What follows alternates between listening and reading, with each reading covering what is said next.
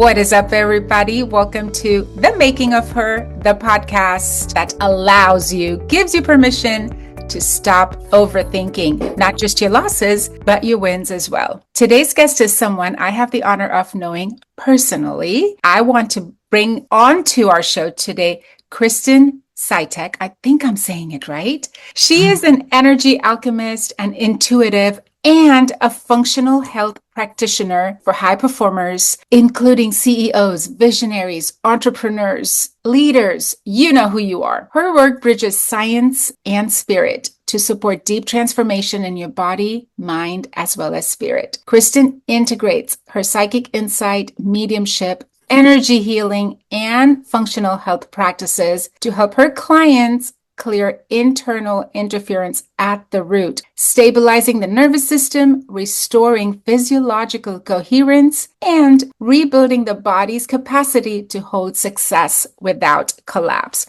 Without further ado, because I have a ton of questions, welcome to the show, Kristin. I'm so excited to have you. I'm excited to be here. Thank you so much. Oh my gosh, it's my pleasure. Let's dive right in, because I have a bookload of questions for you. I would love to start with your story. What led you into the world? You're a functional practitioner. What led you into the world of energy healing and the multidimensional work? Yes. So before I was this person, Kristin 1.0 was an overachiever. It was hardwired at a young age that money means safety. Overachieving is the norm. It's expected. And so I went into corporate and I did just that. It was wired into me that, again, the financial security and being number one, that meant that I was enough, I was worthy. And so I was working with $1 billion global talent solutions firm. And I got into the point in my career, I was in this career of recruiting and sales for 11 years. And I just remember thinking at one point, everything was breaking. Everything I knew to be true was breaking. How I viewed success was breaking. How I was making money just didn't feel good anymore. And so there was this one kind of line in the sand moment where I just looked around and I was like, I'm in the wrong relationship. I'm in the wrong geography. I'm in the wrong career. Oh, dear God, what do I do? It was this identity crisis of who have I become and who am I supposed to be? And so I sat down with myself and said, what do I love to do? What has always been my passion? It's always been health and nutrition and athletics. I was like, okay, great. While I'm working this job to keep my safety and security, I'm going to go back and get my health coaching certificate. But I knew that was very surface level. It was really about mindset and nutrition lifestyles, which is a really strong foundation, but it wasn't enough for me to move my needle in my journey. I was 45 pounds heavier. My hair was thinning. My nails were peeling. And I would go to the doctor and they would just say, well, wear gloves when you do dishes, or, you're getting older, so your hair is thinning, or, just eat less. And I was already in starvation mode. I was already working out. And so I was like, enough. So I went to the functional health practitioner program that I was in, learned how to run all the functional labs and supplements. And what I loved about that program is it didn't look at body systems in isolation. It really did appreciate the interconnectedness of all of our systems. And so I started becoming my own practitioner and putting things into play. And I did get better. I did lose weight. But there was this constant pain and bloating in my stomach that supplements couldn't touch. And I was really frustrated with it because it just, for me to be in integrity, I was like, I must heal myself. And so fortunately, I stumbled upon energy healing and I had my first session and I was laying on the table and the person working on me never touched me. But when he got over my liver, it felt like the organ was being physically pulled out of my body. And at that time, I would see very clear images. Now, keep in mind that the liver holds anger and resentment. And I saw this boss that I worked for. She pulled me out of a role where I was the #1 nationally ranked recruiter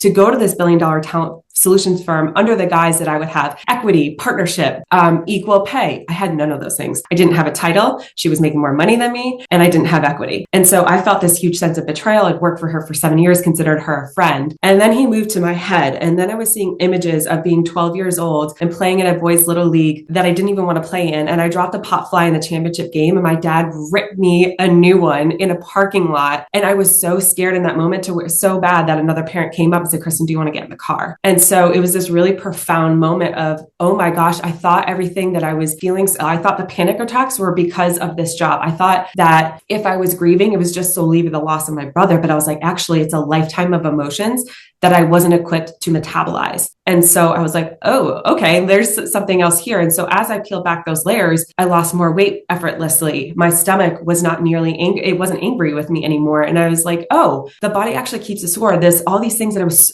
frustrated and angry at my body. I said, why can't you heal? Why are you like so mad at me for this? When now I really deeply appreciate that because that was a message. My stomach was literally holding these emotions and it was trying to get my attention because our body doesn't have a voice. So the only way it's ever going to communicate with us is to give us symptoms. And it's our role to decode them. And usually the first layer is energetic and emotional. Then it shows up physically. With that in mind, I brought it into my practice and I saw really fast results in a really incredible way. Oh my gosh, I had goosebumps because so much of that resonates with me. You know it. For someone who's hearing energy work or energy healing, and I say this in air quotes, and they're actually feeling curious because they're like, there's something there, but they're still a little skeptical. Like, is this just woo-woo? Like, there's so much stigma still attached to it. How do you explain what you do in the simplest terms? So let's start with energy because that's a great question because when it was first positioned to me, I was like, what is that? Like, that doesn't make any sense to me because it's not concrete. I have a science brain. Like, I want pure data and there is data around it. But think about this. So we are 99.999% energy. The rest of 0.001% is matter.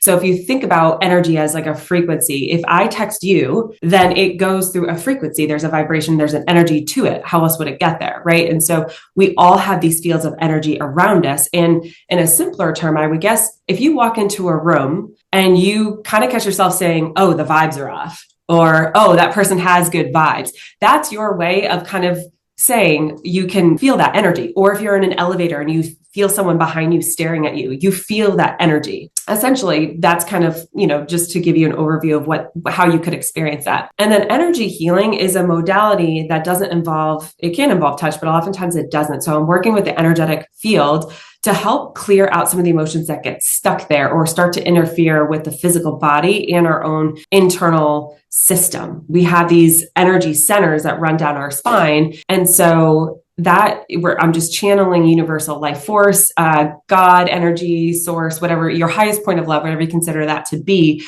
to bring those back into coherence. Because if we experience an emotional trauma, or it doesn't even have to be a trauma, but something that really just regulated us.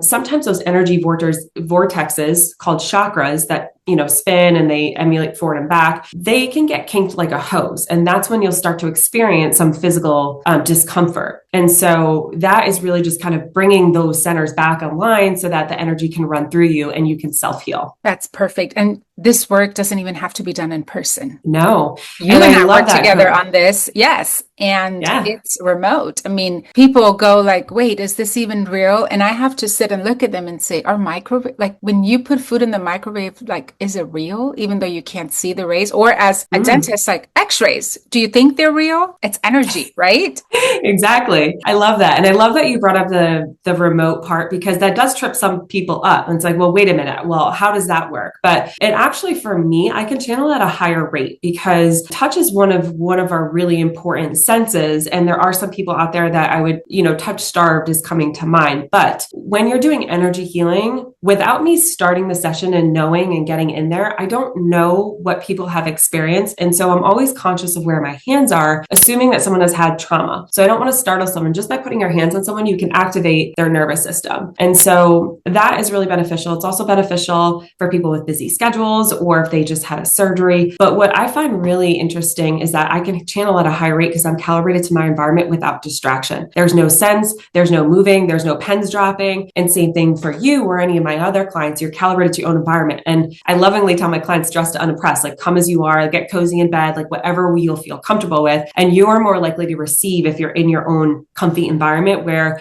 you're not like, well, wait a minute, what is she doing? Because sometimes if I'm moving energy, I might be breathing or I might be bringing in Palo Santo or crystals, and that can be kind of distracting. And I want my clients to experience their own experience in addition to what I share with them at the end. Let's talk about the connection between energetic health and physical health. We kind of touched upon it. What is really happening beneath the surface? Where is that connection? So we have energy fields around us. You have this aura, you have your chakras. So everything is energy before it hits the physical body. And so if you have a disturbance in that field, eventually it's going to hit in your physical body. And for a while, that was a really difficult concept for me to understand because I'm someone who's played sports all my life. So when I had 3 knee surgeries, I would have looked at you and said, no, this is a contact sport. Like this is a contact injury. That's all there is to it, plain and simple. But if you look deeper, your knees are connected to your hips and your ankles. And then when I had energy work done, I had really tight hips. And that was, the divine feminine was way out of whack because I was so heavy in my masculine. And I was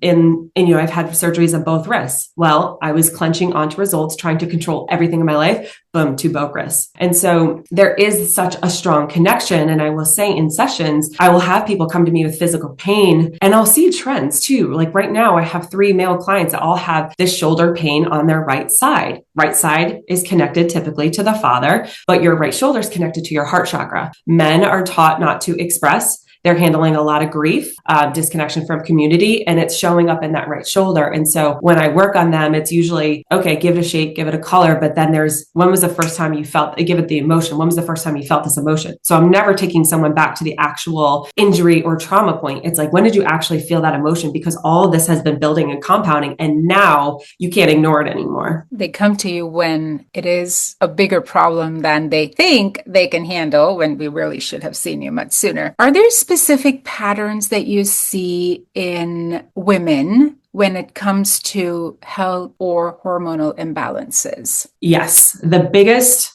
common thread that I've seen is thyroid dysfunction. And when I get into someone's field, I usually will see very clear things or fear very clear things. And it's not uncommon for me to feel like a sword is in here, an arrow is in here, or a big boulder is over their throat chakra. For those of you who aren't familiar, your throat chakra is the energy center that correlates to your ability to express your authentic voice, your ability to speak up and speak your truth. And so many of us can relate to the fact that we were told not to speak up. We were told to be the good girl. We were told to fall in line. Don't be too loud. Don't be too big. You don't want to overshadow the next person. And so what do? We stay quiet. We lower our voice. We numb our presence and we just fall in line. But really we're falling out of alignment with ourselves. And so seeing this constantly show up in hyper or hypothyroid, Hashimoto's, that's one of the most common things that I see in women. I will also see a lot of gut issues in women that are their personal power center. That's your solar plexus, 2 inches above the navel. It governs your digestive system. It governs your adrenals would fall under there, and I'm seeing tapped out adrenals. And a lot of it has to do with our inability to say no, our ability to set and hold boundaries, because again, we are conditioned to be the nurturers. We're the problem solvers. We're the walking calendars. We are responsible for keeping everything in alignment. And many women are running around, and not only do they have full-time jobs, but they're raising a family, and they're the ones making all the doctor's appointments. They're remembering the calendar, as I just mentioned. They have 40 million roles. And so of course their adrenals are going to tap out. We're just not designed. Just because we can do it all doesn't mean we should. And your body ultimately keeps the score. So that's a really common one. Or, I hate to say this one, but sometimes if there's physical trauma that is more common in women than men, I will see a lot of disruptions when it comes to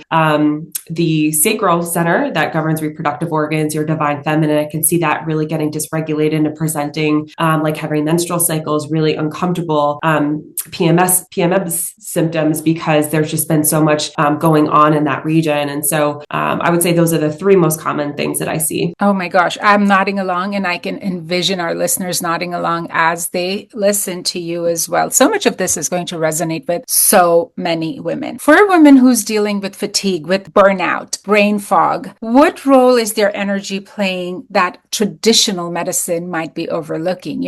My other podcast, the sleep podcast, I talk about how sleep is so overlooked in women, the importance of good sleep. But now I feel this is one more missing piece of the puzzle where this whole energy aspect might be overlooked as well. Can we dive into that? Absolutely. Because it's almost like we have to train ourselves to do an energy audit, because, there's an interview with Taylor Swift and she said something really profound, like not everybody should have access to your energy. And that was so profound and it was so simple. But again, as women, we are taught to nurture, we're taught to give, and giving can be really beautiful if it's done in service. But when you're giving from a place of servitude, that's when we can really get out of whack. And that will really slowly give energy leaks in our field. And when our energy leaks, we don't have enough left in the tank for us. So that's going to present like adrenal fatigue. It's going to also present like self-abandonment. And now our intuition is offline. So the thing that we have that is so powerful, so crucial to our well-being, it's almost like we don't even have the energy to listen to our own intuition. We don't have the energy to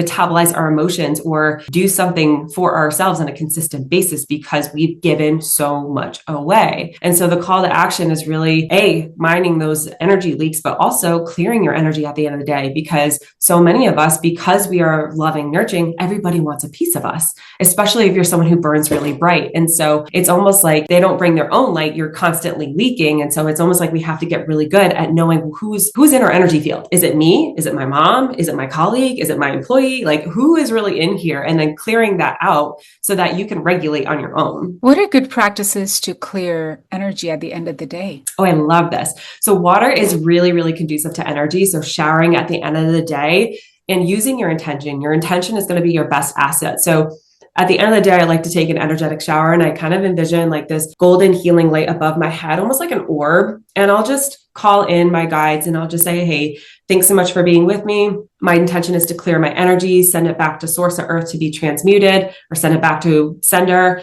And I reclaim all my energy that has been taken with or without my consent across any planes, and send it back to me cleared and charged. And so as I'm doing this, I'm envisioning like this energy that's not mine. It's like in my head, it's gray and it just goes down the drain. And I'll do it that way. I know I have a guide that your listeners will have access to. So it takes you through a couple of things, but even just washing your hands is just sending the intention that I'm just clearing out energy that's not mine and I reclaim all my energy. So it's always about setting the intention that you are clearing your energy and you're reclaiming it. You can also play with things like Palo Santo or sage or crystals. Like on my desk, I have selenite. This is a really beautiful clearing stone.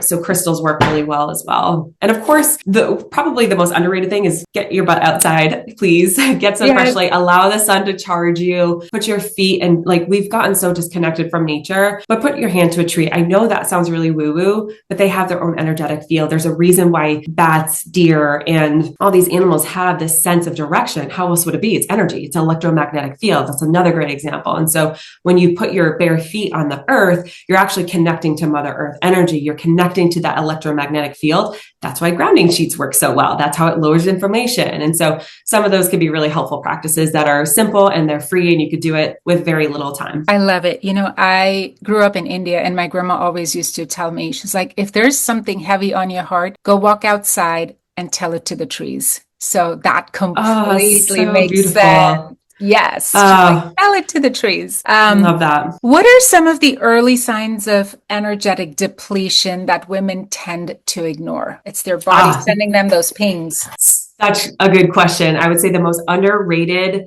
indicator is anxiety and depression. We almost normalize it, don't we? I have so much going on. My plate is so full. Yes. And I'm not suggesting that women who suffer from anxiety and depression shouldn't have access to medical care. That's not what I'm suggesting. But what I am suggesting is that oftentimes the anxiety and depression are early indicators that you're on the wrong path. And I can say this from personal experience because when I was in corporate and I was going through this huge life transition, I would get panic attacks that seemingly were out of nowhere. I was making really good money. I was at the top of the ranks. And I would sit at my desk and I would have this energy coming up like I was going to throw up. And it would be, 9:20 on the clock and I'd have a client meeting at 10 and I would be like, okay, I have 7 minutes to go panic. Let me go do that. Let me wipe my tears. No one will know. And I'll come back out and handle this like a boss. And I operated like that. And then when I started doing this healing and I'm like, this had nothing to do with like my mental health, quote unquote. It had everything to do with me being drastically out of line with my soul purpose. Depression too can also be, again, out of alignment with your soul purpose, not connected to a sense of divine. And when I say divine, your religious denomination has really nothing to do with it, although it can strengthen it. But it doesn't matter what religion you practice, but connection to something other than yourself that's a higher point of love. And then again, like self-abandonment could be a pretty good indicator too. So those are the big things that I look out for as an early warning sign. If someone is listening and nodding along, as I am, but they don't know where to start, what is the first step? I know you've been so generous to offer a free resource. By the way, for those listening in, all these links, Kristin's social media links, the link to her website, this very generous resource that she's offered to share with everybody will all be in the show notes. But I would love for you to share what should be their first step? To get quiet,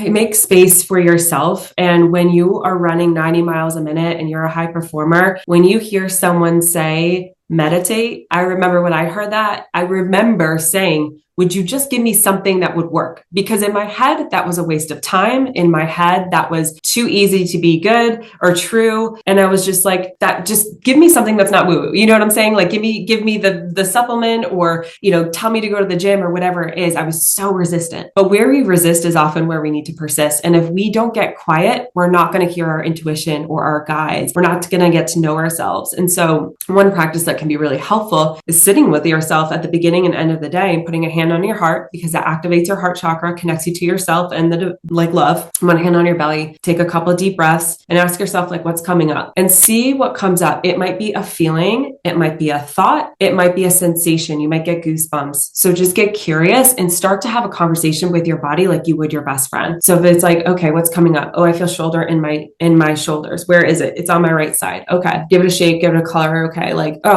Where did I start feeling that today? Oh, I can see that I had a really difficult conversation with my boss. And why was that upsetting? Well, I feel like I wanted to be seen as a really good worker. And maybe they were seeing me as, I made it up to believe that they saw I was lazy. And, oh, I don't actually have to make that association. Or I can have a boss and say, hey, I know I was late today. My work is really important to me. And so tomorrow I'm going to have a conversation. And so it's really just getting comfortable with your body, getting into conversation with it, and then asking yourself, hey, what's coming up? What's going on? And you'll get that feedback, but you won't get it if you're just running from one thing to the next. You have to create space to have the connection with yourself. And when you have that connection with yourself, it opens you up to so much more. We're so good at doing all of this with the people we love, right? But we abandon ourselves. We never sit and ask ourselves, hey, what do you need? What is it? Where am I ignoring you? So I love this. I love this exercise. What changes do you see in women once they actually start doing this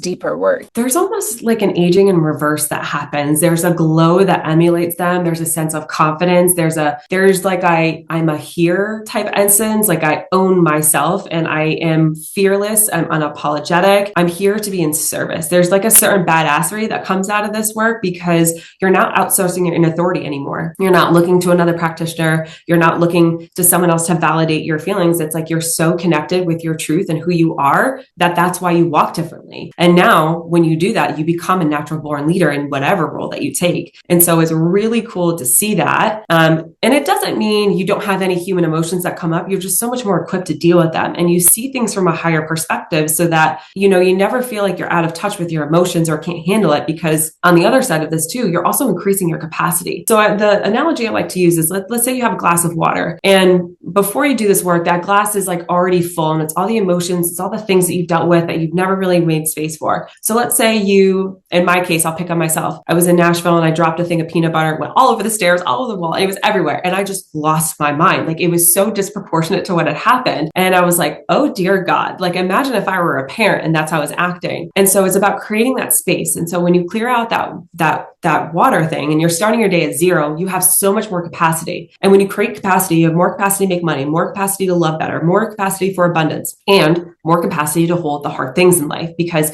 even when we go through this healing journey, this self-actualization, it doesn't mean that we're never going to have to face hard things. What it does mean is that we'll have more capacity to hold those things and hold all the good in life and have a higher perspective. I love that. Is this what it would mean to be energetically aligned? Would you say that? Absolutely. # goals. Let's get there. As we start to wind up today's episode, can our listeners find you? I hang out on Instagram at Kristin Sitek. I'm on Facebook. I pop on LinkedIn here and there. And then you can also find me on my website at kristinsitek.com. And that is where you have the resource as well. Is that correct? Yes. Perfect. So those listening in, please, like I said, all of these will be in the show notes. Please go download that resource. It has some amazing stuff. Last but not the least, if you could leave our listeners with one truth that they need to hear right now, what would it be? You are deserving of your own time, love, and attention, and I hope you treat yourself accordingly. So before you go pour into everyone else, make sure that you're at the top of the laundry list or the to-do list, because we can't continue to pour from an empty cup. So I hope that you see that you're worthy of your own time, love, and attention. Oh my gosh, I am going to end this with the goosebumps that I have right now. Thank you so much for taking the time. I could sit here and talk to you forever. Oh wait, I do get to talk to you forever. But thank you for your time. Thank you for sharing your wisdom and truly debunking a lot of what people worry about, what energy work looks like, feels like, or is. So thank you. Thank you so much for having me. It was a pleasure. And for those listening in, you know somebody that needs to listen to Kristin. So go ahead and share this episode, hit that follow button, and leave us a review. I will see you guys next time. Bye, Kristin. Bye.